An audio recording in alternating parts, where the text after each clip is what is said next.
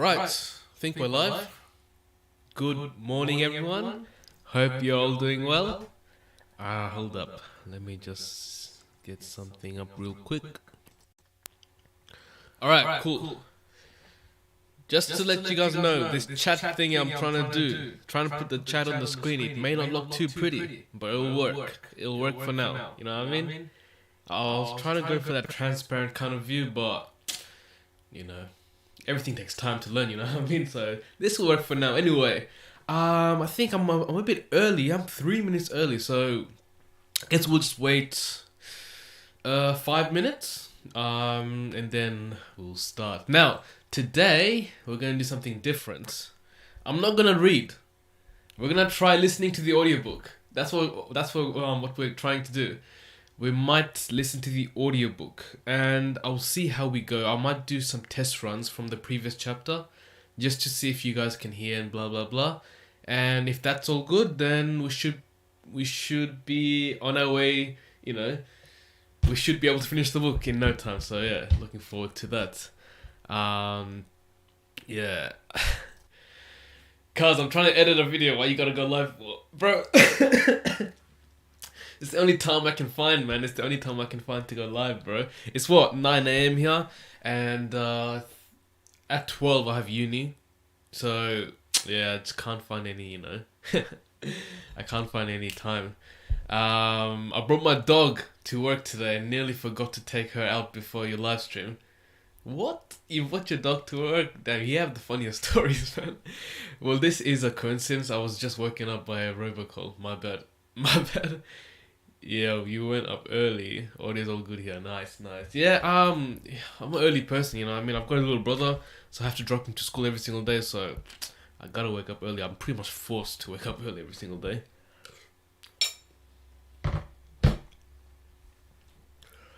Alright, cool. Marcus. Okay, you know what? Everyone in the chat right now, let's do a quick test if you guys can hear the audiobook. So, let me know if you guys are okay with this. I'm going to listen to the audiobook at 1.5 times speed. I normally listen to it a lot higher, but I feel like 1.5 would be decent. Let me know if you guys are okay with it. I'll do a quick test run. So, this is chapter 54, 45 seconds in. So, I'm going to hold right here. Let me know if you guys can hear it, and let me know if you guys can follow it at the same time, okay?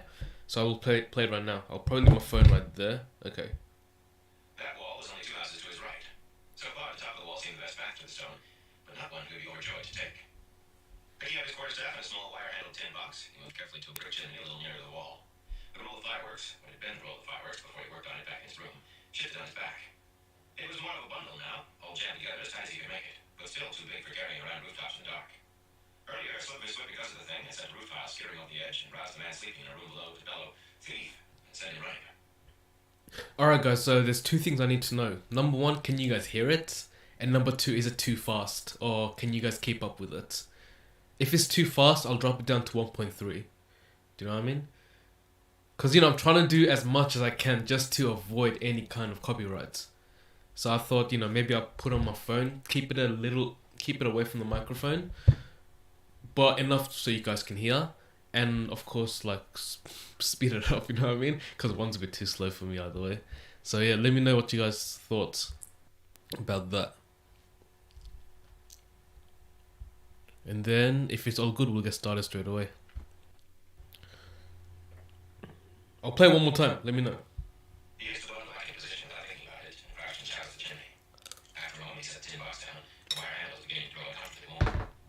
He felt a little safer, studying the stone from the shadows, but not much more encouraging. The city wall was not nearly as thick as those he had seen in other places, and gained no much on. It's a bit quiet, and I don't know how you listen too fast. Yo, listen to it. I listen to it faster, but it's easier when you read and listen at the same time. So yeah, I can hear it a touch fast for me, but I've always listened to it at normal speed. I'm sure my brain will adjust. All right, we'll go 1.3 then. Yeah, we'll go 1.3. 1.3, and I'll try. You know what? I'll use my Vaseline bottle to make it a bit higher, so it's closer to the audio. Okay, I'll do the last test. 1.3 and a bit higher. All right, so let me know how this goes. No more than a pace wide, supported by great stone buttresses cloaked in darkness now. A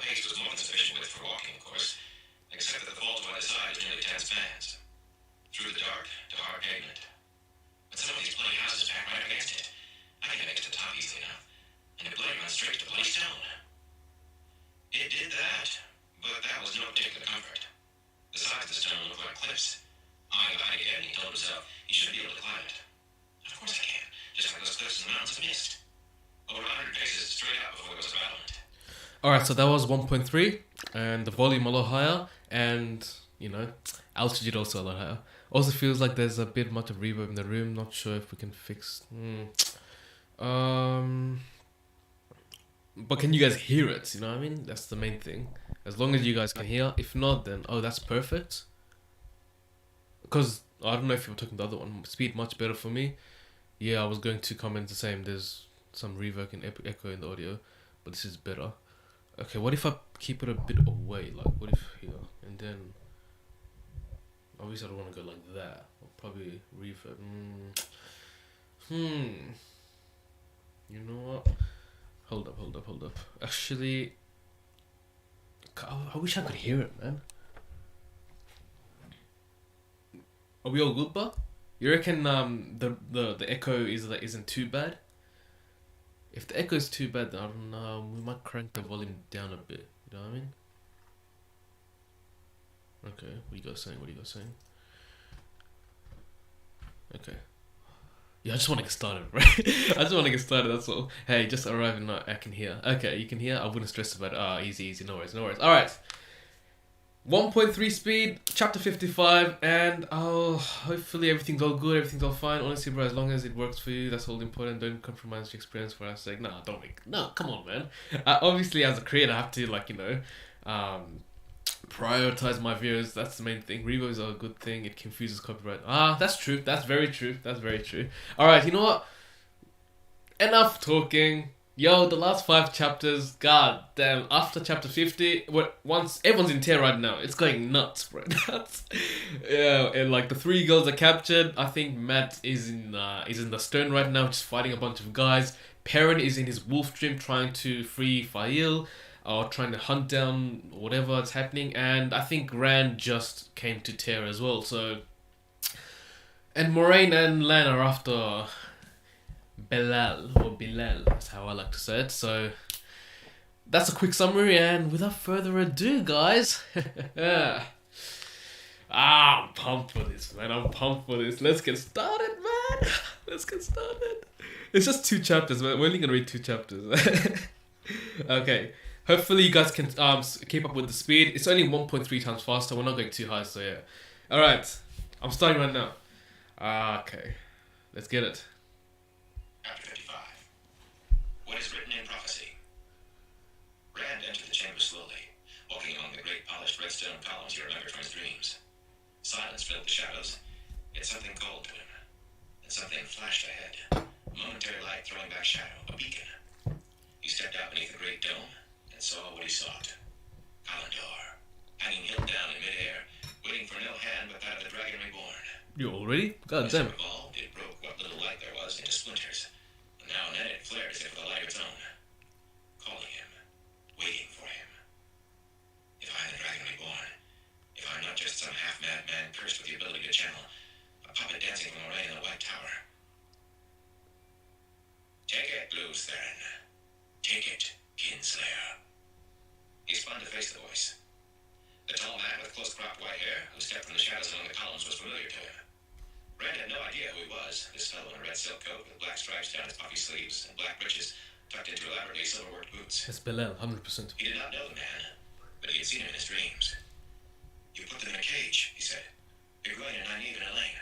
In my dreams. You kept putting them in a cage and hurting them. The man made a dismissive gesture of his hand. They are less than nothing. Perhaps one day when they have been trained, but not now. I confess surprise that you cared enough to make them useful. But you were ever a fool, ever ready to follow your heart before power. You came too soon, Luz Theron. Now you must do what you're not yet ready for, or else die. Die knowing you have left these women you care for in my hands. He seemed to be waiting for something, expectant.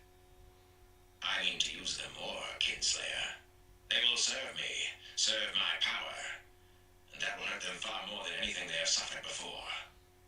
Behind Rand, Kalandor flashed, throwing one pulse of warmth against his back. Who are you? You do not remember me, do you? The white-haired man laughed suddenly. I do not remember you either, looking this way. A country lad with a fruit case on his back. Did Ishamael speak the truth? He was ever one to lie when it gained him an inch or a second. Do you remember nothing, Luz Theron?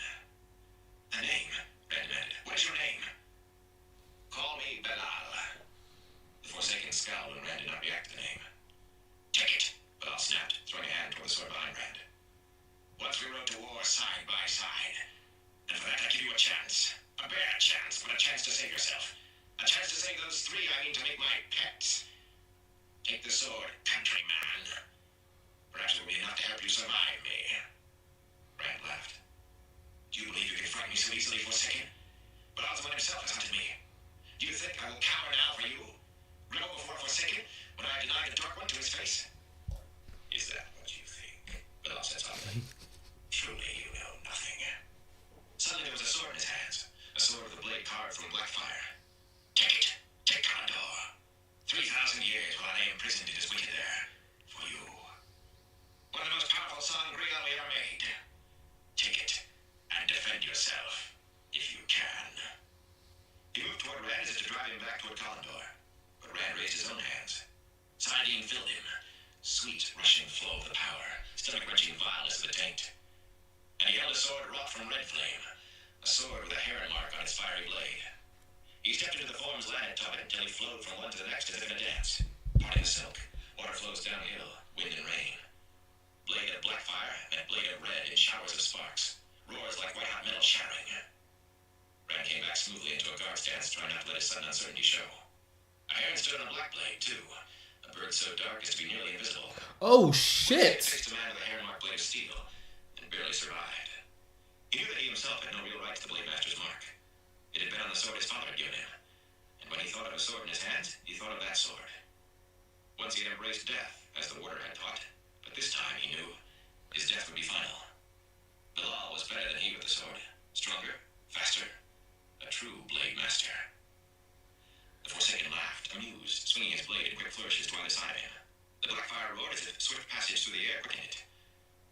You were a greater swordsman once, Luz Theron, he said mockingly. Do you remember when we took that tame sport called swords and learned to kill with it, as the old volumes said men once had? Do you remember even one of those desperate battles, even one of our dire defeats? Of course not. You remember nothing, do you? This time you have not learned enough. This time, Luz Theron, I will kill you. Bilal's mockery deepened.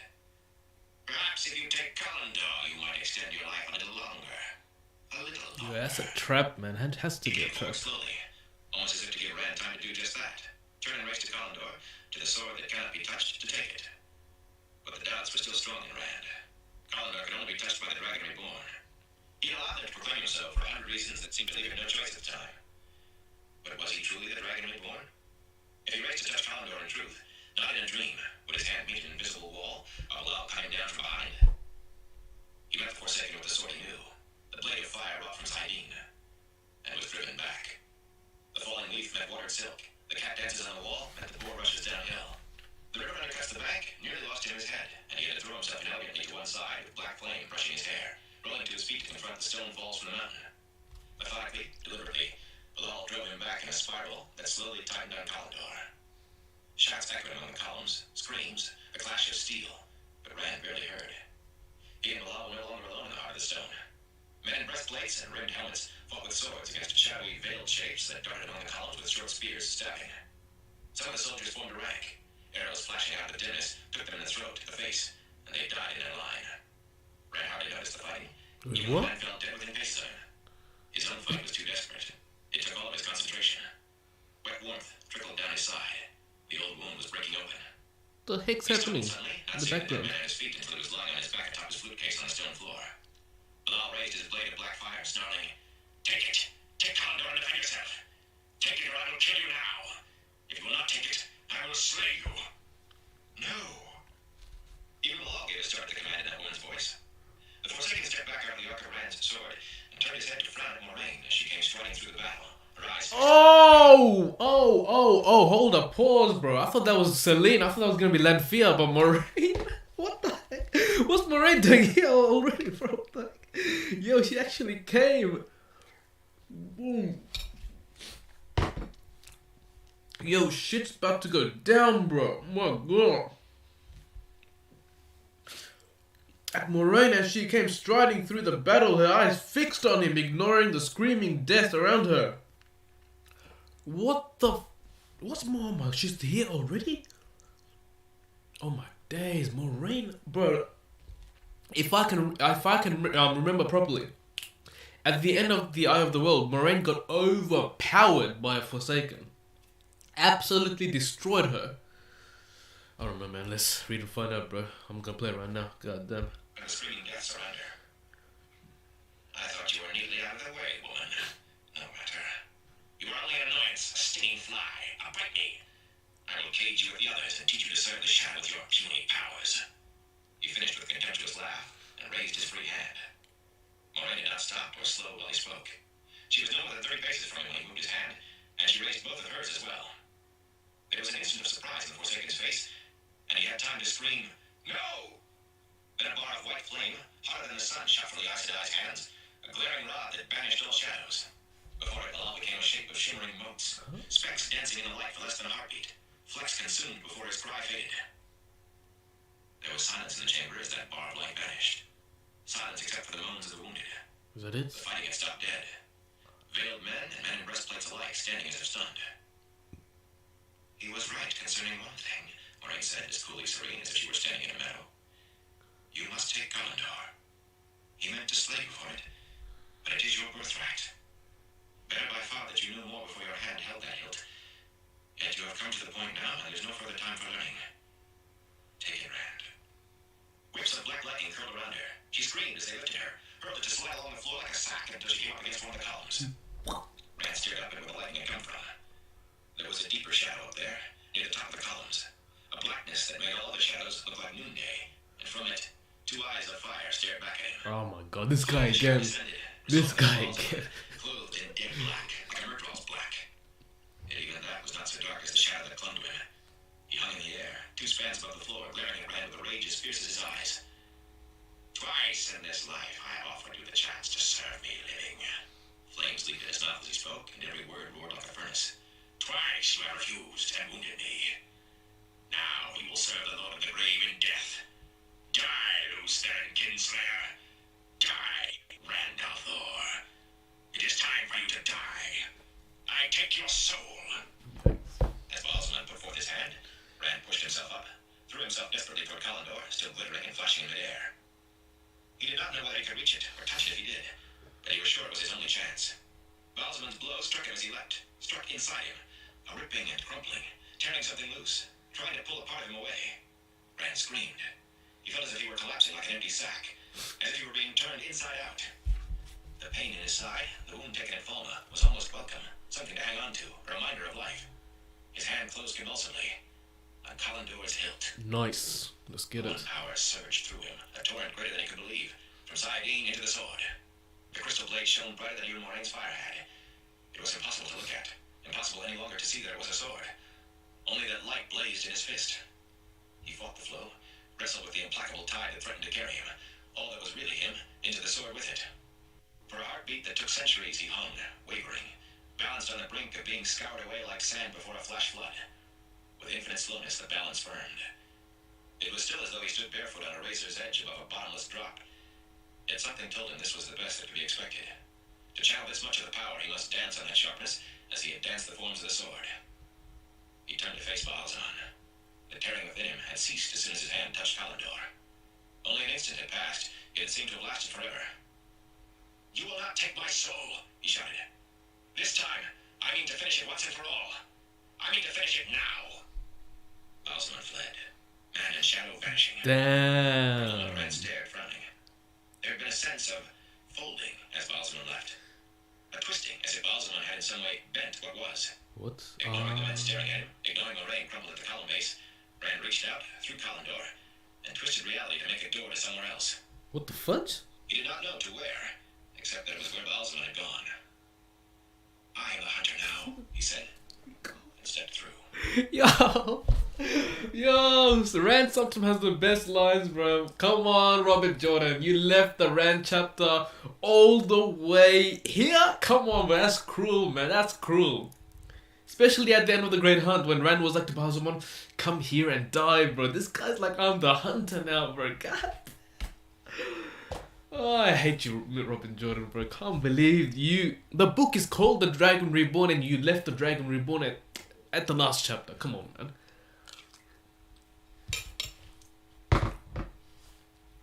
My days, man.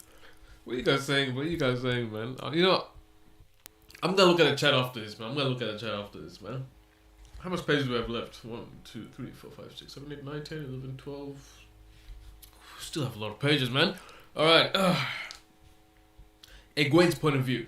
Let me drink a quick sip of water. That shit dry as hell. God damn.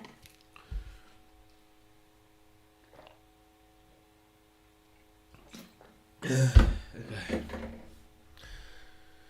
Whew! Egwene. Point of view. Let's go. The stone shook under Egwene's feet. The stone shook. It rang. She caught her balance and stopped, listening. There was no more sound, no other tremor. Whatever had happened, it was over. She hurried on. A door of iron bars stood in her way with a lock as big as her head. She channeled earth before she reached it, and when she pushed against the bars, the lock tore in half. She walked quickly across the chamber beyond it, trying not to... Oh, wait, hold on. I forgot that Egwene is in a dream. Yeah. She's in a dream. My bad. I'm gonna have to, like, start it all over again. My bad. Because I thought she was still in the prison for a second. Okay, my bad. The stone shook under Egwene's feet.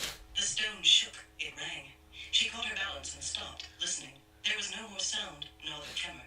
Whatever had happened, it was over. She hurried on. A door of iron bars stood in her way with a lock as big as her head. She channeled earth before she reached it, and when she pushed against the bars, the lock tore in half. She walked quickly across the chamber beyond it, trying not to look at the things hanging on the walls. Whips and iron pincers were the most innocuous. With a small shutter, she pushed open a smaller iron gate and entered a corridor lined with rough wooden doors, rushed torches burning at intervals in iron brackets. She felt almost as much relief at leaving those things behind as she did at finding what she sought. But which cell? The wooden doors opened easily. Some were unlocked, and the locks on the others lasted no longer than that larger lock had earlier. But every cell was empty. Of course, no one would dream themselves in this place. Any prisoner who managed to reach Tel Riyadh would dream of a pleasanter place.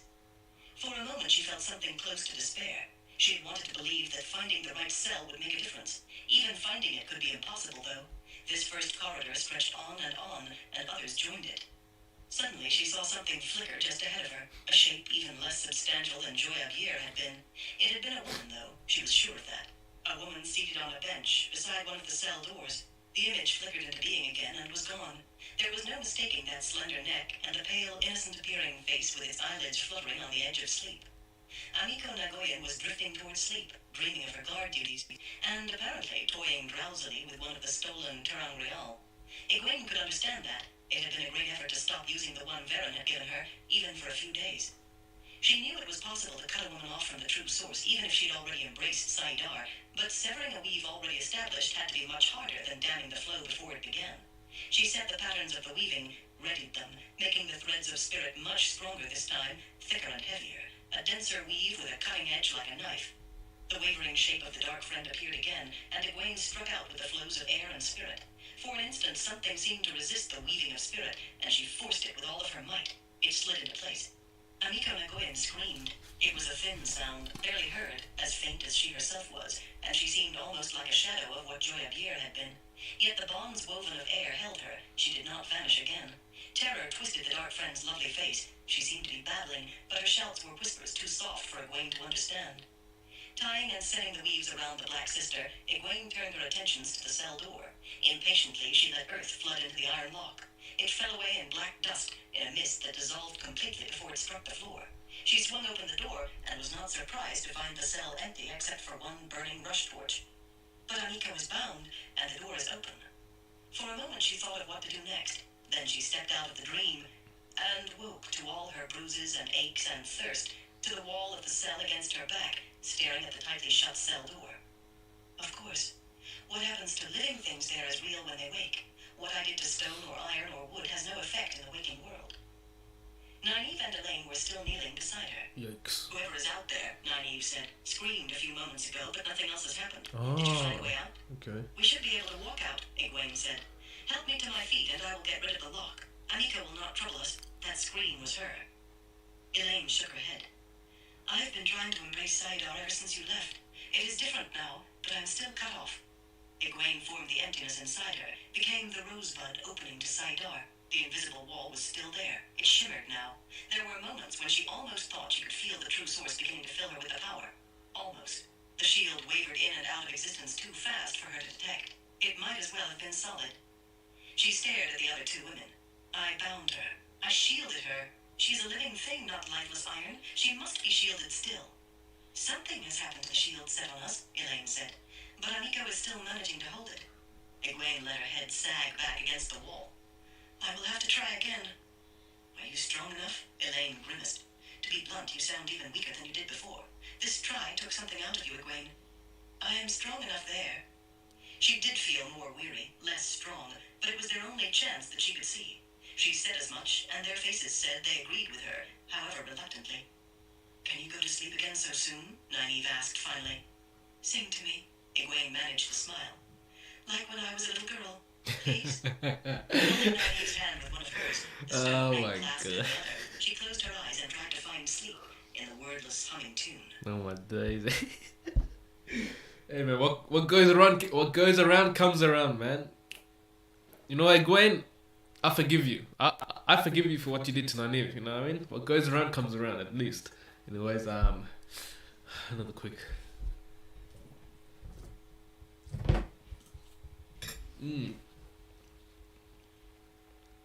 Woo. Alright, let's go. Matt's point of view. Damn, we're getting everyone in this chapter. God damn. The wide door of iron bars stood open, and the room beyond seemed empty of life. But Matt entered cautiously. Sandra was still out in the hall, trying to peer both ways at once, certain that a High Lord, or maybe 100 defenders or so, would appear at any moment. There were no one in the room now, and by the looks of the half-eaten meals on a long table... Wait. Pause. Did Bilal just die? Surely not. Did he just die like that? Moraine just absolutely destroying him. Just like that. I think Moraine might have used Balefire, that formidable technique. But still, like, all that hype around Bilal and just like that, he's dead. You know, I'll just read and find out, man. But I think he's dead because he's gone. Bilal's gone. I think it's just Balsamon again as the main villain. This guy won't leave Rand alone, bro. This guy's wilding, bro. Wilding. Alright, let's go back to that. The stone ring clasped in the other. She closed her eyes and tried to find sleep in the wordless humming tune. The wide door of iron bars stood open, and the room beyond seemed empty of life. But Matt entered cautiously. Sandra was still out in the hall, trying to peer both ways at once, certain that a High Lord, or maybe 100 defenders or so, would appear at any moment. There were no one in the room now, and by the looks of the half-eaten meals on a long table, they had left hurriedly, no doubt because of the fighting above. And from the looks of the things on the walls, he was just as glad he did not have to meet any of them. Whips in different sizes and lengths, different thicknesses, with different numbers of tails. Pincers and tongs and clamps and irons. Things that looked like metal boots and gauntlets and helmets, with great screws all over them as if to tighten them down. Things he could not even begin to guess the use of. If he had met the men who used these things, he thought he would surely have checked that they were dead before he walked away. Sandra, he hissed. Are you going to stay out there all bloody night? He hurried to the inner door, barred like the outer but smaller, without waiting for an answer, and went through. The hall beyond was lined by rough wooden doors and lit by the same rush torches as the room he had just left. No more than 20 paces from him, a woman sat on a bench beside one of the doors, leaning back against the wall in a curiously stiff fashion. She turned her head slowly toward him at the sound of his boots grating on stone. A pretty young woman. He wondered why she did not move more than her head, and why even that moved as if she were half asleep. Was she a prisoner? Oh, she might be for you. With a face like that to be one of the people who uses the things in those walls. She did look almost asleep, with her eyes only partly open, and the suffering on that lovely face surely made her one of the tortured, not a torturer. Yeah, it has to be for you. Stop, Sandra shouted behind him. She is as I said I. She's one of those who took the woman you seek. Oh, never mind. Never mind. Matt froze in the middle of a step, staring at the woman. Never mind. He remembered Moraine hurling balls of fire. He wondered if he could deflect a ball of fire with his quarterstaff. Nah, mate. He wondered if his luck extended to outrunning Aes Sedai. Nah. Too far. Me, she said faintly. Her eyes still looked nearly asleep, but the pleading in her voice was fully awake. Help me, please. Matt blinked. She still had not moved a muscle below her neck. Oh no, Matt, no. I just remembered. Matt has a weakness for girls. Oh no. Matt has a weakness for girls. No. And this is probably a black Odger as well. Oh my god, Matt, no. Don't be stupid. Come on. Don't be stupid. You got. Oh man. Oh man. About her being an Aes Sedai, she moved her head to follow him. No more than that. A large iron key hung in her belt. For a moment he hesitated. Aes Sedai, Sandra said. Why doesn't she move? Swallowing, he eased the key free as carefully as if he were trying to take a piece of meat from a wolf's jaws. She rolled her eyes toward the door beside her and made a sound like a cat that had just seen a huge dog come snoring into the room and knew there was no way out. He did not understand it, but as long as she did not try to stop him opening that door, he did not care what she just acted like a stuck scarecrow. Oh, maybe he's gonna free the girls. He wondered if there was something on the other side worth being afraid of. If she is one of those who took away the others, it stands to reason she's guarding him. Tears leaped from the woman's eyes. Only she looks like a bloody half-man in there. But there was only one way to find out. Propping his jack against the wall, he turned the key in the lock and flung open the door, ready to run if need be. Not even Elaine were kneeling on the floor, apparently asleep between them. Finally, god damn. He gasped at the sight of Gwen's swollen face and changed his mind about her sleeping. The other two women turned toward him as he opened the door. They were almost as bad as Gwen. Bernie, looked at him and gaped. Matron Coffin, Eve said, sounding shocked. What the hell are you doing here? I came to bloody rescue you, he said. Bernie, I expect you to be greeted as if I had come to steal a pie. You can tell me why you look as if you've been fighting bears later if you want. If Gwen cannot walk, I'll carry her on my back. There are IU all over the stone, or near enough. And either they are killing the bloody defenders, or the bloody defenders are killing them. But whichever way it is, we have got to get out of here all we bloody well can. If we can. Mind your language, Annie told him. And Elaine gave him one of those disapproving stares women were so good at. Neither one seemed to have her full attention. They began shaking Gwen, and she were not covered with more bruises than he had ever seen in his life. The Gwen's eyelids fluttered open, and she groaned. Why did you wake me? I must understand. If I loose the bonds on her, she will wake and I'll never catch her again. But if I do not, she cannot go all the way to sleep, and... Her eyes fell on him and widened. Matron Cawthon, what under the light are you doing here? You tell her, he told Nynaeve. I'm too busy trying to rescue you to watch my leg. They were all staring beyond him, glaring as if they wished they had knives in their hands. He spun, but all he saw was Jewel and Sandar, looking as if he had swallowed a rotten plum whole. They have cause, he told Matt. I betrayed them, but I had to. This was addressed past Matt to the women. The one with the many honey-colored braids spoke to me, and I had to do it. For a long moment, the three continued to stare. Leandrin has vile tricks, Master Sandar, Nynaeve said finally. Perhaps you're not entirely to blame. We can apportion guilt later. If that is all cleared up, Matt said, can we go now? It was as clear as mud to him, but he was more interested in leaving right then. The three women limped after him into the hall, but they stopped around the woman on the bench. She rolled her eyes at them and whimpered. Please, I will come back to the light. I will swear to obey you. With the oath rod in my hands, I will swear. Please, do not. Matt jumped as Nynaeve suddenly reared back and swung a fist, knocking the woman completely off the bench. She lay there, her eyes closed all the way finally, but even lying on her side, she was still in exactly the same position she had been in on the bench. He is gone, Elaine said excitedly. Egwene bent to rummage in the unconscious woman's pouch, transferring something Matt could not be. Yes, it feels wonderful. Something changed about her when you hit her, Nynaeve. I do not know what, but I felt it. Elaine nodded. I felt it too. I would like to change every last thing about her, Nynaeve said grimly. She took Egwene's head in her hands. Egwene rose onto her toes, gasping. When Nynaeve took her hands away to put them on Elaine, Egwene's bruises were gone. Elaine's vanished as quickly. Oh, damn. Blood and bloody ashes, Matt growled. What do you mean hitting a woman who was just sitting there? I don't think she could even move. They all three turned to look at him, and he made a strangled sound as the air seemed to turn to thick jelly around him. He lifted into the air until his boots dangled a good pace above the floor. Oh, burn me, the power. Here I was afraid that I would use the bloody power on me, and now the bloody women I'm rescuing do it. Burn me. You do not understand anything, Matron Cawthon, Egwene said in a tight voice. Until you do understand, Nynaeve said in an even tighter, I suggest you keep your opinions to yourself. Elaine contented herself with a glare that made him think of his mother going out to cut a switch. For some reason, he found himself giving them the grin that so often sent his mother after that switch. Burn me. If they can do this, I don't see how anybody ever locked them in that cell in the first place. What I understand is that I got you out of something you couldn't get yourselves out of, and you all have as much gratitude as a bloody tarring ferryman with a toothache.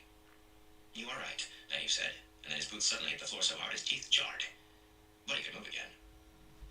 As much as it pains me to say it, Matt, you are right. He was tempted to answer something sarcastic, but there was barely enough apology in her voice as it was.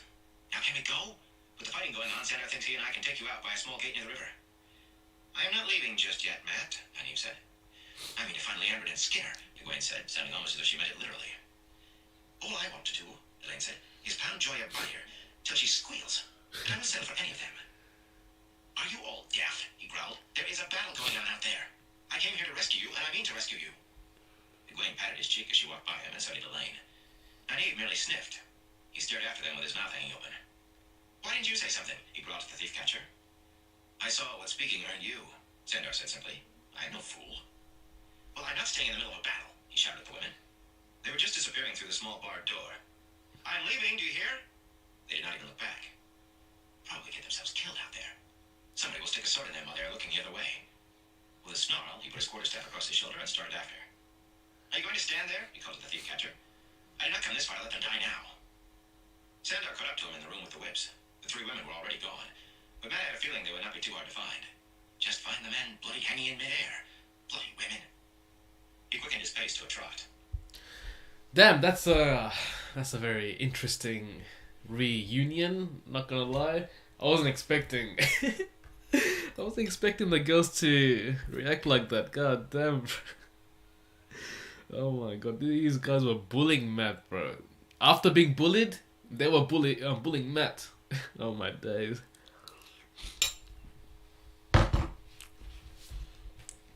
Hey, but Matt, bro, you did your shit, bro. Good job, man. You did your job.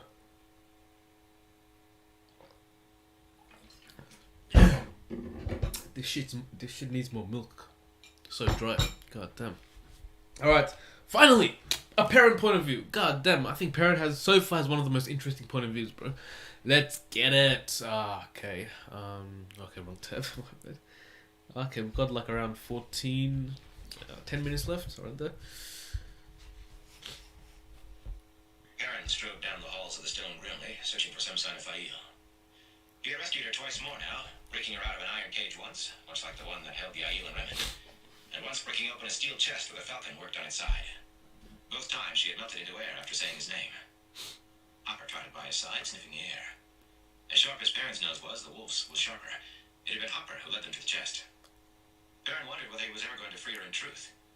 There had not been any sign in a long time, it seemed. The halls of the stone were empty, lamps burning, tapestries and weapons hanging on the walls, but nothing moved except himself and Hopper. Except I think that was Rand. It had only been a glimpse, a man running as if chasing someone. It could not be him. It couldn't. I think it was. Hopper quickened his steps suddenly, heading for another set of tall doors, these clad in bronze. Perrin tried to match the pace, stumbled and fell to his knees, throwing out a hand to catch himself short of dropping on his face.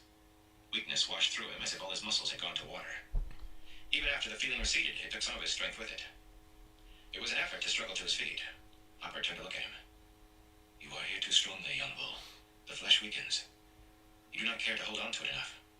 Soon flesh and dream will die together. Find her, Perrin said. That is all I ask. Find Fail. Yellow eyes met yellow eyes. The wolf turned and trotted to the doors. Beyond here, young bull. Perrin reached the doors and pushed. They did not budge. There seemed to be no way to open them, no handles, nothing to grip. There was a tiny pattern worked into the metal so fine his eyes almost did not see it. Falcons. Thousands of tiny falcons. She has to be here. I do not think I can last much longer. With a shout, he swung his hammer against the bronze. It rang like a great gong. Again he struck and the peal deepened. A third blow, and the bronze door shattered like glass. Within, 100 paces from the broken doors, a circle of light surrounded a falcon chained to a perch. Darkness filled all the rest of that vast chamber. Darkness and faint rustlings as of hundreds of wings. He took a step into the room, and a falcon swooped out of the murk, talons scoring his face as it passed. He threw an arm across his eyes, talons tore his forearm, and staggered toward the perch. Again and again the birds came, falcons diving, striking him, tearing him. But he lumbered on with blood pouring down his arms and shoulders. That one arm protecting the eyes he had fixed on the falcon on the perch. He had lost the hammer, he did not know where, but he knew that if he went back to search, he would die before he found it. As he reached the perch, the slicing talons drove him to his knees. He peered up under his arm at the falcon on the perch, and she stared back with dark, unblinking eyes. The chain that held her leg was fastened to the perch with a tiny lock shaped like a hedgehog. He seized the chain with both hands, careless of the other falcons that now became a whirlwind of cutting talons around him, and with his last strength snapped it. Pain and the falcons brought darkness. Interesting. He opened his eyes to stinging agony, as if his face and arms and shoulders had been sliced with 1,000 knives. It did not matter. Fail was kneeling over him. Wait, what's going on? Did the audiobook just skip a whole bunch of shit? Where? Oh, my bad. I skipped the paragraph, my bad. I skipped the paragraph.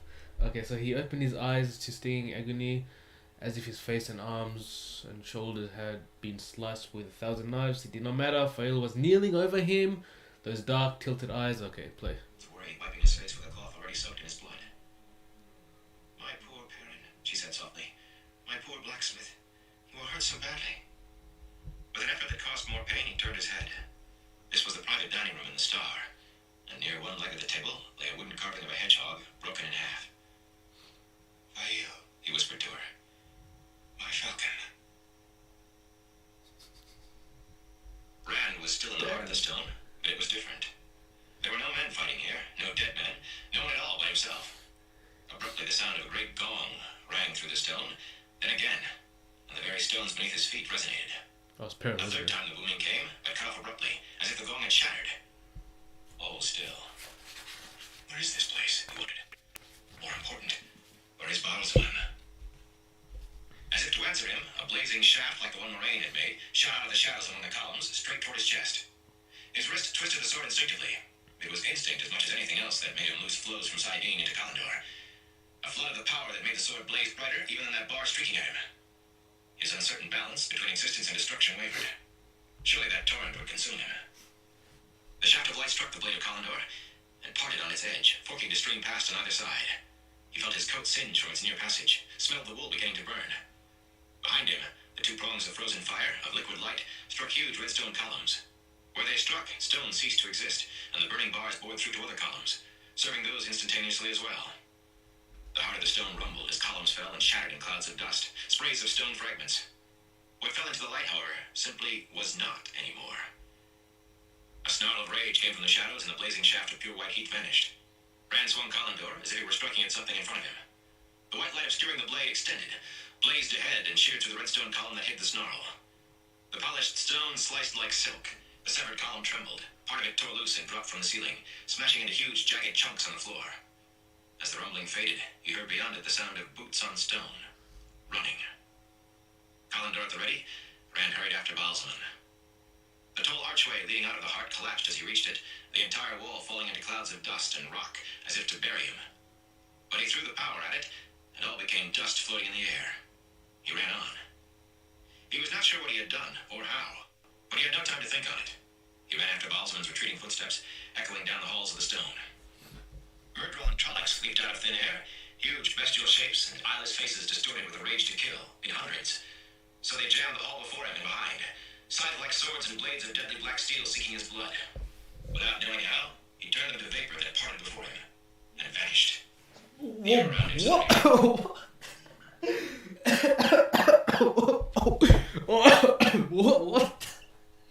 What the hell? This guy casually. Wait. He turned them to vapor that parted before him and vanished without knowing. Oh my god. Yo, Rand's on a different level.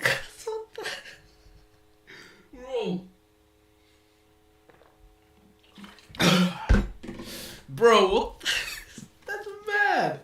That's insane. And then the fact that Robert Jordan wrote that so casually, bro, without knowing how he turned them to vapor that parted before him and vanished.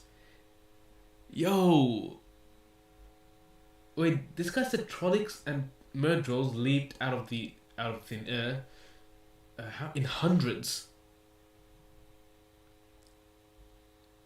Yo, this is giving me flashbacks from like the Eye of the World. How at the end Rand just absolutely destroyed the whole army.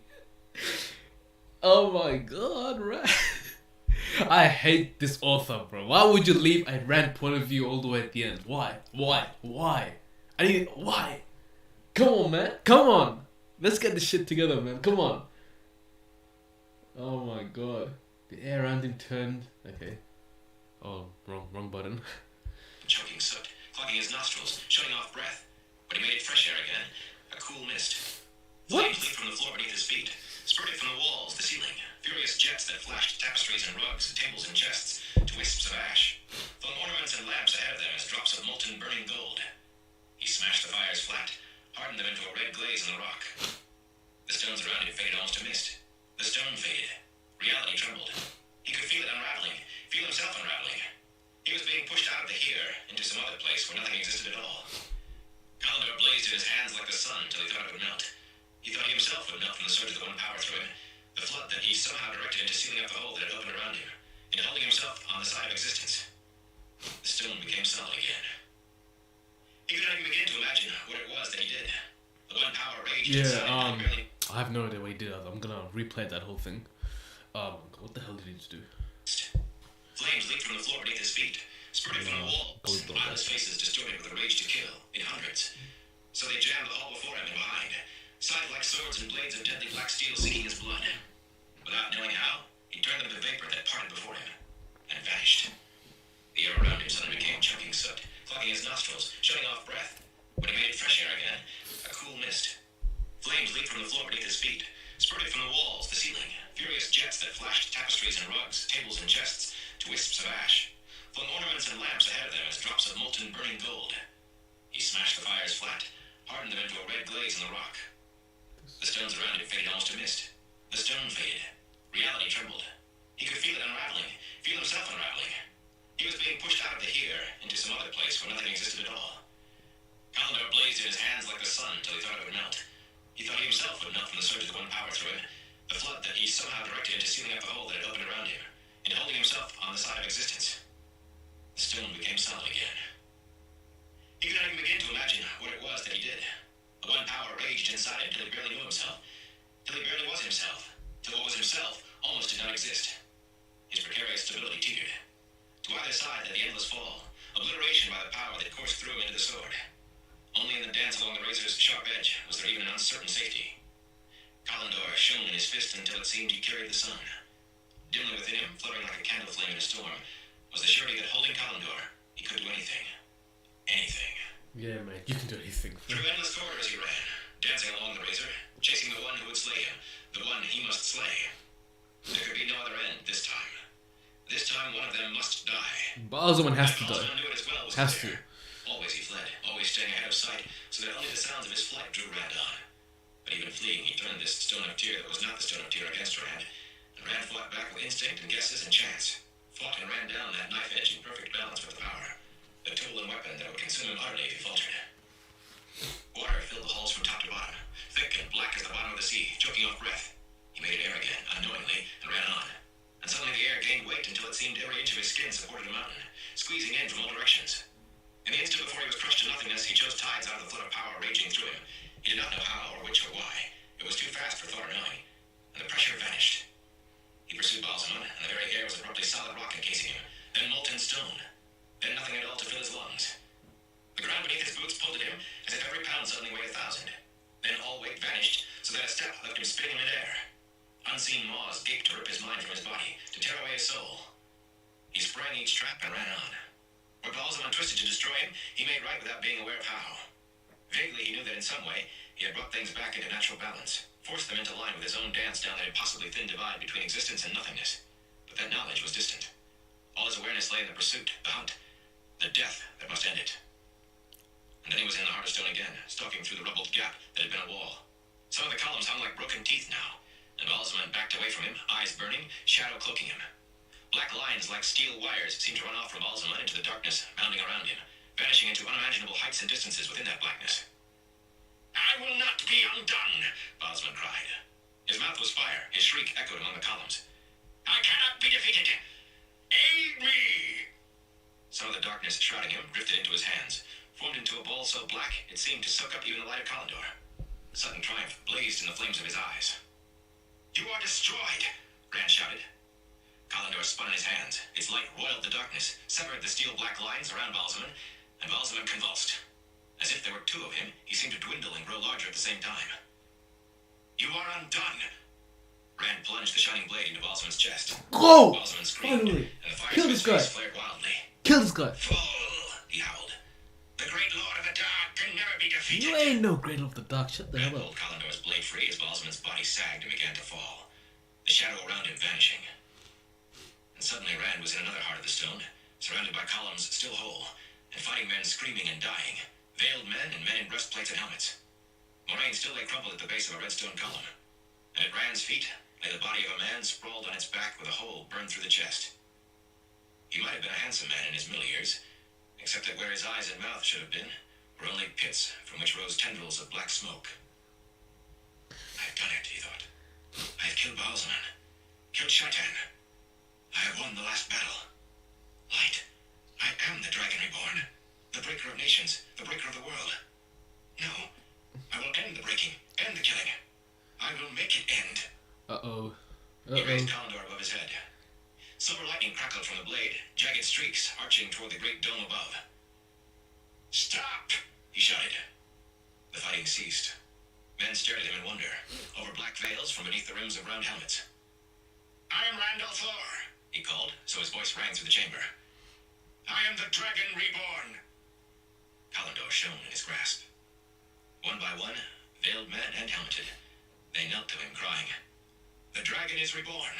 The dragon is reborn!"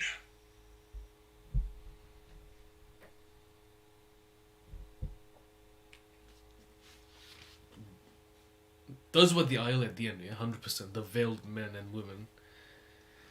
But god damn, bro, that fight between Rand and Baalzamon, bro, it's just like Baalzamon, that guy won't go away, bro. That guy just won't go. I don't know if I can even believe that he's dead at this point. You know what I mean? Can this guy even die? I don't know, bro. I don't know. I don't know, bro. But one massive disappointment was Bilal, bro. 100%. Very disappointing. This guy literally came, talked a bit of crap, and got destroyed just like that. Oh my god, bro. Far out, that was insane. God damn. Oh my god. Anyway, you know what? We're gonna read chapter 56. I think it's only 1, 2, 3, 4, 5, 6, 7.5 pages. So, yeah, there is an extra page. We're gonna read that and talk for a bit, and we'll call it a day. But I'm reading this chapter again in my own time. I'm reading it again. I feel like there's way too much happened with Rand and Baalzamon. I know that they were entering different dimensions. I get that part, but there was other things where I was like, damn, I might have to, read it again too. But yeah, that. With Rand, yeah, we get some of the best actions with Rand, 100%. Matt's good, but Rand's next level action, bro. Rand is next level action. Oh my god. Okay, let's get it. Chapter 56, the last chapter. People of the Dragon. Throughout the city of Tyr, people woke with the dawn, speaking of the dreams they had had. Dreams of the dragon battling Baalzamon in the heart of the stone. And when their eyes rose to the great fortress of the stone, they beheld a banner waving from its greatest height. Across a field of white flowed a sinuous form like a great serpent, scaled in scarlet and gold, but with a golden lion's mane and 4 legs, each tipped with 5 golden claws. Men came, stunned and frightened from the stone, to speak in hushed tones of what had happened in the night, and men and women thronged the streets, weeping as they shouted the fulfillment of prophecy. "The dragon," they shouted. "O Thor! The dragon! O Thor!" Peering through an arrow slit high on the side of the stone, Matt shook his head as he listened to the chorus rising out of the city in waves. Well, maybe he is. He was still having a hard enough time coming to grips with Rand really being there. Everyone in the stone seemed to agree with the people below, or if they did not, they were not letting on. He had seen Rand just once since the night before, striding along a hall with Kalendar in his hand, surrounded by a dozen veiled Aiel and trailing a cloud of Tyrants, a knot of defenders of the stone, and most of the few surviving High Lords. The High Lords, at least, seemed to think Rand would need them to help him rule the world. The Aiel kept everyone back with sharp looks, though, and spears if need be. They surely believed Rand was the dragon, though they called him He Who Comes with the Dawn. There were nearly 200 Aiel in the stone. They had lost a third of their numbers in the fight, but they had killed or captured 10 times as many defenders. As he turned from the arrow slit, his eyes brushed across Ruark. There was a tall stand at one end of the room, carved and polished upright wheels of some pale, dark-stripped wood, with shelves slung between them so all of the shelves would stay flat as the wheels were revolved. Each shelf held a large book bound in gold, covers set with sparkling gems. The Aiel had one of the books open and was reading. Some sort of essays, Matt thought. Who would have thought an Aiel would read books? Who would have thought an Aiel could bloody read? Ruark glanced in his direction, all cold blue eyes and level stare. Matt looked away hastily before the Aiel could read his thoughts on his face. At least he is not veiled, thank the light. Burn me that Avienda nearly took my head off when I asked her if she could do any dances without spears. Bane and Chia presented another problem. They were certainly pretty and more than friendly, but they cannot manage to talk to the one without the other. The male Aiel seemed to think his efforts to get one of them alone were funny, and for that matter, so did Bane and Chiad. Women are odd, but Aiel women make odd seem normal. The great table in the middle of the room, ornately carved and gilded on edges and thick legs, had been meant for gatherings of the High Lords. Moraine sat in one of the throne-like chairs, with the crescent banner of Tyr worked into its towering back in gilt and polished carnelian and pearl shell. Egwene, Nynaeve, and Elaine sat close by her. I still cannot believe Perrin is here in Tyr, Nynaeve was saying. Are you sure he is all right? Matt shook his head. He would have expected Perrin to have been up in the stone last night. The blacksmith had always been braver than anyone with good sense. He was well when I left him. Moraine's voice was serene. Whether he still is, I do not know. His companion is in some considerable danger, and he may have put himself into it also. His companion? Egwene said sharply. What? Who is Perrin's companion? What sort of danger? Nynaeve demanded. Nothing that need concern you, the Aes Sedai said calmly. I will go and see to her as I may shortly. I have delayed only to show you this, which I found among the Tirangrial and other things of the power the High Lords collected over the years. She took something from her pouch and laid it on the table before her. It was a disc the size of a man's hand, seemingly made of 2 teardrops fitted together. One black as pitch, the other white as snow. Another one. Matt seemed to remember seeing others like it. Ancient, like this one, but broken where this was whole. 3 of them he had seen, not all together, but all in pieces. But that could not be. He remembered that they were made of Quendia, unbreakable by any power, even the One Power. One of the 7 seals Lews Therin Kinslayer and the 100 companions put on the Dark One's prison when they resealed it, Elaine said, nodding as if confirming her own memory. More precisely, Moraine told her, a focus point for one of the seals. But in essence, you are correct. During the breaking of the world, they were scattered and hidden for safety. Since the Trolloc Wars, they have been lost in truth. She sniffed. I begin to sound like Baron. Egwene shook her head. I suppose I should have expected to find that here. Twice before Rand faced Baalzamon, and both times at least one of the seals was present. And this time unbroken, Nynaeve said. For the first time, the seal is unbroken. As if that mattered now. You think it does not. Moraine's voice was dangerous in its quiet, and the other women frowned at her. Matt rolled his eyes. They kept talking about unimportant things. He did not much like standing not 20 feet from that disc now that he knew what it was, no matter the value of Gwendiar, but... Your pardon, he said. They all turned to stare at him as if he were interrupting something important. Burn me. Break them out of a prison cell, save their lives half a dozen times between them before the night is done, and they glower as hard as the bloody Aes Sedai. Well, they did not thank me then either, did they? You'd have thought I was sticking my nose in where it wasn't wanted then, too, instead of keeping some bloody defender from putting a sword through one of them. Aloud, he said mildly. You do not mind if I ask a question, do you? You've all been talking this, Aes Sedai business, and no one has bothered to tell me anything. Matt, Nynaeve said warningly, tugging her braid, but Moraine said, in a calm, only just touched with impatience, what is it that you wish to know? I want to know how all of this can be. He meant to keep his tone soft, but despite himself, he picked up intensity as he went along. The Stone of Tyr has fallen. The prophecy said that would never happen till the people of the dragon came. Does that mean we are the people of the dragon? You, me, Lan, and a few hundred bloody Aiel? He had seen the water during the night. There did not seem to be much edge between Lan and the Aiel as to who was the more deadly. As Ruark straightened to stare at him, he hastily added, sorry, Ruark, slip of the tongue. Perhaps, Moraine said slowly. I came to stop Bilal from killing Rand. I did not expect to see the Stone of Tyr fall. Perhaps we are. Prophecies are fulfilled as they are meant to be, not as we think they should be. Bilal. Matt shivered. He had heard that name last night, and he did not like it any more in daylight. If he had known one of the Forsaken was loose and inside the stone, he would never have gone near the place. He glanced at Egwene and Nynaeve and Elaine. Well, I'd have come in like a bloody mouse anyway, not thumping people left and right. Sandor had gone scurrying out of the stone at daybreak to take the news to Mother Gwenna, he claimed. But Matt thought it was just to escape those stares from the 3 women, who looked as if they had not yet quite decided what to do about him. Ruark cleared his throat. When a man wishes to become a clan chief, he must go to Rayyan, in the lands of the Genaiel, the clan that is not. He spoke slowly and frowned often at the red-fringed silk carpet under his soft boots. A man trying to explain what he did not want to explain at all. Women who wish to become wise ones also make this journey. But their marking, if they are marked, is kept secret among themselves. The men who are chosen at Rayyan, those who survive, return marked on the left arm, so. He pushed back the sleeves of his coat and shirt together to reveal his left forearm, the skin much paler than that of his hands and face. Etched into the skin, as if part of it, wrapped twice around, marched the same gold and scarlet form as rippled on the banner above the stone. The Aiel let his sleeve fall with a sigh. It is a name not spoken except among the clan chiefs and the wise ones. We are He cleared his throat again, unable to say it here. The Aiel are the people of the dragon, Maureen spoke quietly, but she sounded as close to startlement as Matt could remember ever hearing her. That I did not know. Then it really is all done, Matt said, just as the prophecy said. We can all go on our way with no more worries. The Omlin won't need me to blow that bloody horn now. How can you say that? Egwene demanded. Don't you understand the Forsaken are loose? Not to mention the Black Aja, Nynaeve added grimly. We took only Amiko and Joya here. 11 escaped. And I would like to know how. And the light alone knows how many others there are we do not know. Yes, Egwene said in a tone just as hard. I may not be up to facing one of the Forsaken, but I mean to take pieces out of Leandrin's hide. Of course, Matt said smoothly. Of course. Are they crazy? They want to chase after the Black Aja and the Forsaken? I only meant the hardest part is done. The stone has fallen to the people of the dragon, Rand has Kalendor, and Shaitan is dead. Lorraine's stare was so hard that he thought the stone shook for a moment. Be quiet, you fool, the Aes Sedai said in a voice like a knife.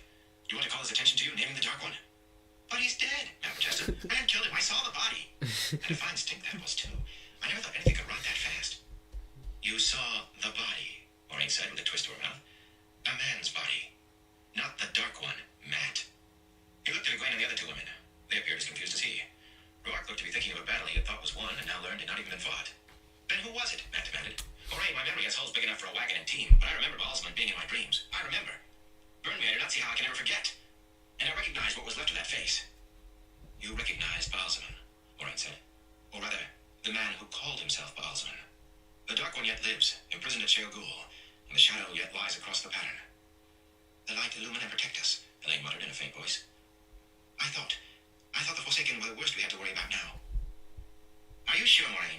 Nynaeve said. Rand was certain, is certain, that he killed the Dark One. You seem to be saying Baalzamon was not the Dark One at all. I don't understand. How can you be so sure? And if he was not the Dark One, who was he? I can be sure for the simplest of reasons, Nynaeve. However fast decay took it, that was a man's body. Can you believe that if the Dark One were killed, he would leave a human body? The man Rand killed was a man. Perhaps he was the first of the Forsaken freed, or perhaps he was never entirely bound. We may never know which. I may know who he was. Egwene paused with an uncertain frown. At least, I may have a clue. Varen showed me a page from an old book that mentioned Baalzamon and Ishamael together. It was almost high chant and very nearly incomprehensible. But I remember something about a name hidden behind a name. Maybe Baalzamon was Ishamael. Perhaps, Maureen said. Perhaps it was Ishamael. But if it was, at least 9 of the 13 still live. Lanfear and Samael and Rahim and... I also thought it was Ishamael at first. But we know that Ishamael and Lanfear are the strongest Forsaken, so wouldn't you leave the strongest to the end? Do you know what I mean? So that means it's either, I don't know, man, because Baalzamon was a problem. It took 3 books to kill this guy. It might actually be Ishamael, you know what I mean? Or maybe it's someone else. I have no idea. I'll just read and find out, you know what I mean? Baalzamon and Ishamael together. It was almost high chant and very nearly incomprehensible. But I remember something about a name hidden behind a name. Maybe Baalzamon was Ishamael. Perhaps, Maureen said. Perhaps it was Ishamael. But if it was, at least 9 of the 13 still live. Lanfear and Samael and Rahim and... Even knowing that some of those 9 are at least free is not the most important thing. She laid a hand atop the black and white disc on the table. 3 of the seals are broken. Only 4 still hold. Only those 4 seals stand between the Dark One and the world. And it may be that even with those whole, he can touch the world after a fashion. Whatever battle we won here, battle or skirmish, it is far from the last. Matt watched their faces firm, Egwene's and Nynaeve's and Elaine's. Slowly, reluctantly, but determinedly too, and shook his head. Bloody women! They're all ready to go on with this. Go on chasing the Black Aja, trying to fight the Forsaken and the bloody Dark One. Well, they needn't think I'm going to come pull them out of the soup pot again. They just needn't think it, that's all. One of the tall, paired doors pushed open while he was trying to think of something to say, and a tall young woman of regal bearing entered the room, wearing a coronet with a golden hawk in flight above her brows. Her black hair swept to pale shoulders, and her dress of the finest red silk left those shoulders bare, along with a considerable expanse of what Matt noted as an admirable bosom. For a moment she studied Ruark interestedly with large, dark eyes. Then she turned them on the women at the table, coolly imperious. Matt she appeared to ignore completely. I am not used to being given messages to carry, she announced, flourishing a folded parchment in one slim hand. And who are you, child? Moraine asked. The young woman drew herself up even more, which Matt would have thought was impossible. I am Berlin, first of Maine. She tossed the parchment down on the table in front of Moraine with a haughty gesture and turned back to the door. A moment, child, Moraine said, unfolding the parchment. Who gave this to you? And why do you bring it if you are so unused to carrying messages? I do not know. Berlin stood facing the door. She sounded puzzled. She was impressive. She gave herself a shake and seemed to recover her opinion of herself. For a moment she studied Rourke with a small smile. You are the leader of these Ailemen. Your fighting disturbed my sleep. Perhaps I'll ask you to dine with me one day quite soon. She looked over her shoulder at Moraine. I am told the Dragon Reborn has taken the stone. Inform the Lord Dragon that the First of Mayenne will dine with him tonight. And she marched out of the room. Matt could think of no other way to describe that stately one-woman procession. I would like to have her in the tower as novice. Egwene and Elaine said it, almost like echoes, then shared a tight smile. Listen to this, Moraine said. Luce Theron was mine, he is mine, and he will be mine forever. Oh my. I give him into your charge to keep for me until I come. It is signed, Lanfear. The Aes Sedai turned that cool gaze on Matt. And you thought it was done. You are Taviran, Matt, a thread more crucial to the pattern than most, and the sounder of the Horn of Elir. Nothing is done for you yet. They were all looking at him. Nynaeve sadly, Egwene as though she had never seen him before, Elaine as if she expected him to change into someone else. Rourke had a certain respect in his eyes, though Matt would just as soon have done without it, all things considered. Well, of course, he told them. Burn me. I understand. I wonder how soon Tom will be fit to travel. Time to run. Maybe Perrin will come with us. You can count on me. From outside, the cries still rose unceasing. The dragon, Althor. The dragon, Althor. The dragon, Althor. The dragon. And it was written that no hand but his should wield the sword held in the stone. But he did draw it out like fire in his hand, and his glory did burn the world. Thus did it begin. Thus do we sing his rebirth. Thus do we sing the beginning. From Doan Toldarate, Songs of the Last Age, Quarter 9, The Legend of the Dragon. Composed by Boann, songmistress at Taralon, the Fourth Age. The end of the third book of the Wheel of Time. Hi, this is Laura Wilson of Audio Rent. We have officially finished 3 books of the Wheel of Time, bro. Finally, bro. Oh my god, I did not think this day would come 2 months ago. Okay, I should have not done to my book. I'll fix it straight away, but that book is broken, bro. Because I was traveling a lot, so that book is broken. But anyway, yo, it took us 3 books to actually know that Rand is a Dragon Reborn.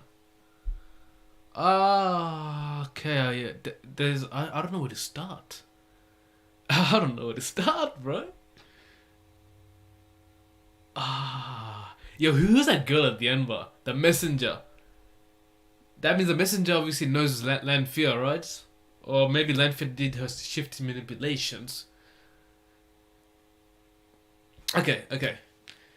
You know what? Is Matt your top one yet? Nah. No.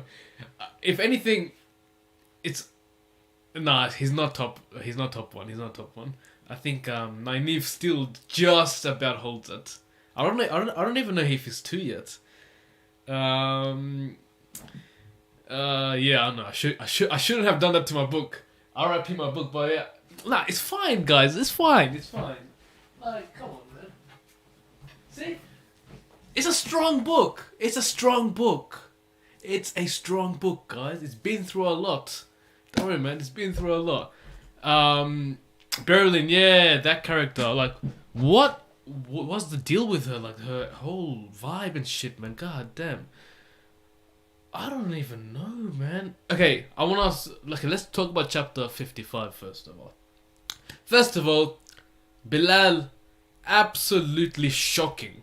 Shocking, man. The only thing we know is he's a good sword master. That's it.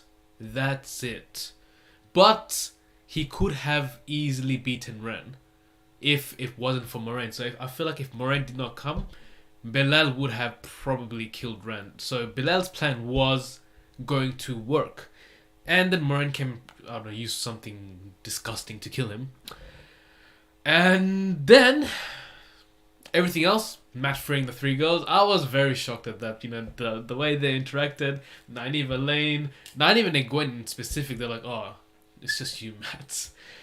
But still, you know, at least Matt was the one who freed them. Now, Perrin had a very interesting motive in that chapter. He was just there to free Fail. At the end, he freed her, and he was like, you know, my Falcon. So he's pretty much claiming her as his own. So, and then we go to Rand and Baalzamon. Like Baalzamon, listen, if this guy did not die in the first 2 books, I don't think he's dead in this book, man. I don't care, bro. Cause I was confident that that Baalzamon was dead in book 2, but I guess we'll have to read and find out. In wrestling terms, Bilal got buried by Moraine. She's got not just buried, man, annihilated, bro. Annihilated. That guy's smoked. Moraine smoked him. I think Moraine just used some disgusting technique, bro. God damn. Anyway, so then the fight with Baalzamon and Rand. I know that Rand did some disgusting shit, bro. Rand destroyed everything. Rand was disgustingly overpowered. He was so strong. He literally took care of Murdrolls. Murdrolls, the same creatures we were like so afraid of in book 1 and 2. This guy, just like that, they vanished. They vanished just like that. And Trollocs at the same time. And these were numbered in hundreds, bro. In hundreds. And Rand was like, hey man, out of my way, you peasants, cuz, bro. And then the fight with Baalzamon and Rand, I think I might have to read that fight again. I feel like it was a lot had happened, but I just know that Rand at the end killed him. I don't know, but then at the end, actually, I think he might be dead because they never really talked about Baalzamon's body. The only thing we knew is that at the end of the Great Hunt, people saw Rand fighting in the sky with Baalzamon, but no one saw his body after. So I think Baalzamon might actually be dead now because now his body is an evidence of his death. And at the end, it's pretty much like the first 3 books is a prologue in what's to come. Do you know what I mean? Now that I think about it, it's like a prologue. Okay, now the first 3 books was like a journey, or it was like a progression for Rand to become the Dragon Reborn. Okay, now he's become the Dragon Reborn. What's next? Because we knew what the objective was from book 1 to 3. It was for Rand to become the Dragon Reborn. But now he is the Dragon Reborn. What is going to happen? That's the main question. So that's why I feel like the first 3 books literally feels like a massive prologue. It didn't feel like the main story. It feels like a massive prologue, which I'm not complaining about. I feel like that's very smart. Do you know what I mean? I know a lot of shows that does that, like, you know, the first season as being a prologue, blah, blah, blah. So I am really excited. And I know that a lot of you love book 4. You feel like I've been told that book 4 is the fan favorite book. Do you know what I mean? So yeah, I'm very, very excited for that. Accurate take. First 3 books are a trunk of a tree. Okay, okay. So I'm glad we're on the same boat then. Okay. Yeah, strap on. Yeah. Alright guys, my bad for this live. I have not read the chat as much. I was just too invested in the story. I feel like if I was reading the chat, I would get distracted, so I just ignored it until now. And yeah, I have such a grin on my face right now. Hey man, if it's because you have a spoiler in mind, leave it, man. Only keep the grin in your mind, man, and leave the spoiler in your head, cuz, bro. Leave it in your head. Oh my days. Okay. Book 4 is great. Yeah, I cannot wait for book 4. Alright. So, let me give you guys a quick... By the way, guys, did I put Pain and Fane as my top 3 last time? I think Pain and Fane is gonna drop in my next character tier list, you know what I mean? I think he might drop all the way down to 10th, bro, because he was so irrelevant in this book. But one thing that I did not like about this book is the lack of page time that Rand got. Like, come on. You leave all that until the end. I would have loved to witness Rand's journey to Tear. I would have loved to witness that. But you know, I guess I hope we get more of Rand in book 4. Rand is just. I've always liked Rand. I always liked him. You know what I mean? I liked Rand. I always liked him, man. So yeah, can't wait for more Rand. Anyway, so top 3 is gonna be Nynaeve. I think I had Loyal number 2 last time. I had Loyal number 2 last time. Yikes. You know what? Nynaeve, Rand and Matt in no particular order. Let's leave it at that. I can't make up my mind right now. Nynaeve, Matt, and Rand in no particular order. Top 3 characters. Unfortunately, Loyal loses his spot. I'm sure he might have a chance to reclaim his spot. But for now, you know what? Nynaeve might not be number 1. Yeah, I'm going to say Nynaeve, Matt, Rand. All top 3 in no particular order. I will make a video on that soon. So yeah. Yeah, unfortunately, Pain and Fane will drop. Book 4 is one of my favorites. Yeah, can't wait. Should we recommend Snoozy live reacts to one chapter in Memory of Light when the time comes? You know what I'm talking about, the big one. Memory of Light. What book is that? Memory of Light. Let me search it up. What book is that? Memory of Light. Memory of Light. It doesn't sound like a book that's gonna come soon, no, it doesn't. Memory of Light. Oh, that's Brandon Sanderson. Okay, that's Brandon Sanderson time. You are looking quite far into the future, my guy. That's gonna be a long time, man. It's gonna be a long time. You want a 6-hour stream? Yo, what kind of chapter are you guys talking about? What are you guys talking about? Oh my days. Alright, guys. I also want to say that I feel like out of the 3 books I've read so far, I'll still say The Great Hunt was the best book, followed by The Eye of the World, and then I'll go with The Dragon Reborn. Just because The Dragon Reborn, I feel like less happened in the middle. From start to middle, less happened. While The Great Hunt was just absolutely fantastic from start to finish. The Eye of the World was fantastic from start to mid-end. The ending was pretty confusing, but overall it was a good book. And I feel like The Dragon Reborn, there was just... It had pages, right? Don't get me wrong. It had good moments, but I feel like it's still, in my opinion, the weakest out of the 3. I'll still give The Dragon Reborn an 8 out of 10. I feel like it was still a very good book. It's one of the better books I've read, you know what I mean? So don't discredit that. I feel like I just like The Great Hunt better, you know what I mean? And The Eye of the World will always have a special place in my heart. The Eye of the World is an absolute gem. It's so good. Over 200 pages. 1 chapter. Hey, you guys are wilding, bro. We might have to do parts on that. We might have to do 4 streams, bro. 50 pages. 50 pages each part. God damn. Oh, don't Google anything? Okay. No worries. Because whenever I Google, I never look at what's it called underneath. I just Google blah blah blah. That's it. But there's a child. Damn, 200 bloody pages. You love the Crossroads of Twilight. I heard that's the worst book of the whole bunch. I was thinking once I get to the Crossroad of Twilight, I'm gonna force it, like power read the crap out of that book. I'll probably read like even if it is bad, I will just power read the crap out of that book. I'll probably finish the whole book in like 1 week and then do like a 1 video on the whole book. You know what I mean? If it's that bad. If it's good, then I'll do 10 and so on. But yeah, that's still mad. 1 chapter, 200 pages. You wouldn't be able to trust me. Hey, you know what? We're talking about months later, so let's worry about that later. We'll get there soon. You know what I mean? We'll get there soon. What's the time now? 10:30. I've got 2 hours until my class. I'll probably end the stream here, I reckon, because I need to get some shit done and over with, so I could be prepared for the whole day.